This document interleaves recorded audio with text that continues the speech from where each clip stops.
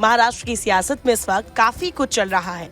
एक तरफ जहां उद्धव बनाम शिंदे मामले में सुप्रीम कोर्ट का फैसला आने वाला है, वही खबर है कि अजीत पवार को अपने पाले में करके बीजेपी शिंदे को आउट करना चाहती है। इसी बीच शिंदे गुट यानी शिवसेना सांसद गजानन कीर्तिकार ने बीजेपी को लेकर बड़ा दावा किया है। शिवसेना सांसद गजानन कीर्तिकार ने रविवार को कहा कि बीजेपी महाराष्ट्र में अपने बल पर शासन नहीं कर सकती और उसे मुख्यमंत्री एकनाथ शिंदे के नेतृत्व वाली शिवसेना के साथ गठबंधन करना होगा। उन्होंने कहा कि पिछले साल पार्टी में विभाजन के कारण शिवसेना के वोट विभाजित हो गए थे, लेकिन मतदाताओं के भरोसे को फिर से जीता जा सकता है। कीर्तिकर ने मीडिया के सामने कहा, बीजेपी अपने बल पर महाराष्ट्र में शासन नहीं कर पाई और ना कर पाएगी, इसलिए शिवसेना के साथ गठबंधन करना होगा, क्योंकि सत्तारूढ़ गठबंधन यानी शिंदे के नेतृत्व वाली शिवसेना और बीजेपी के पास प्रतिबद्ध वोट बैंक है। मुंबई से सांसद कीर्तिकर ने यह भी दावा किया कि महाराष्ट्र में कोई भी एक दल अपने बल पर शासन नहीं कर सकता, चाहे वो बीजेपी हो, शिवसेना या एनसीपी। उन्होंने दावा किया, एनसीपी प्रमुख शरद पवार ने अपने बल पर सत्ता पर काबिज होने की कोशिश की थी, लेकिन वो कामयाब नहीं हो पाए। शिवसेना संसदीय दल के नेता ने शिवसेना के सांसद संजय राउत का मजाक उड़ाते हुए कहा कि वो लोगों के मनोरंजन का साधन बन गए हैं। बता दें, गजानन कीर्तिकर शिवसेना सांसद है और मुंबई में मुंबई उत्तर पश्चिम लोकसभा निर्वाचन क्षेत्र से 2 बार चुने गए हैं। वो 2014 के आम चुनाव में कांग्रेस के गुरुदास कामत को 1,83,028 मतों के अंतर से हराकर 16वीं लोकसभा के लिए चुने गए और 2019 में संजय निरुपम के खिलाफ जीत हासिल की।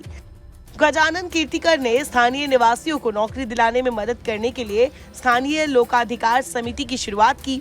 मुंबई में जोगेश्वरी में SRPF ग्राउंड के निर्माण में उनका महत्वपूर्ण योगदान था। भारत में कबड्डी का व्यवसायीकरण करने की कोशिश करके इसे बढ़ावा देने की कोशिश में भी उनके प्रयासों की सराहना की जाती है।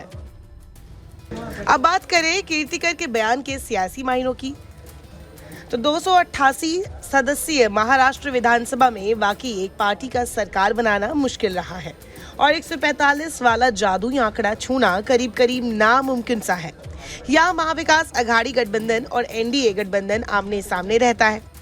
शिंदे अपने विधायकों के साथ बीजेपी में आ तो गए, लेकिन इससे लॉन्ग टर्म फायदा नहीं होता दिखता है।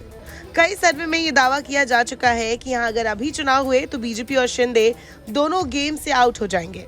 वही शिंदे और बीजेपी में सीट बंटवारे को लेकर भी खिटपिट चलने की बातें सामने आ चुकी है। ऐसे में जो बातें गजानन ने कही है वो कुछ हद तक सही भी है। 2019 में जब विधानसभा चुनाव हुए थे तब बीजेपी और शिवसेना ने मिलकर 161 सीटें जीती थी। बीजेपी 105 तो शिवसेना 56 सीटें जीत सकी थी। हालांकि मुख्यमंत्री की कुर्सी पर विवाद के चलते दोनों अलग हो गए। फिर एनसीपी कांग्रेस के साथ मिलकर उद्धव ठाकरे ने सरकार बना ली थी। राज्य में अब 2024 में चुनाव होंगे, जिसके लिए सभी पार्टियां तैयारियों में जुट चुकी हैं। शिंदे को लेकर बीजेपी अभी कश्मोकश में है।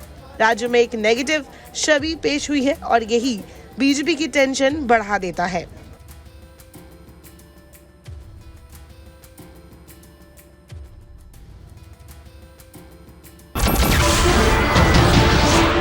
नमस्कार, मैं हूं मानक गुप्ता।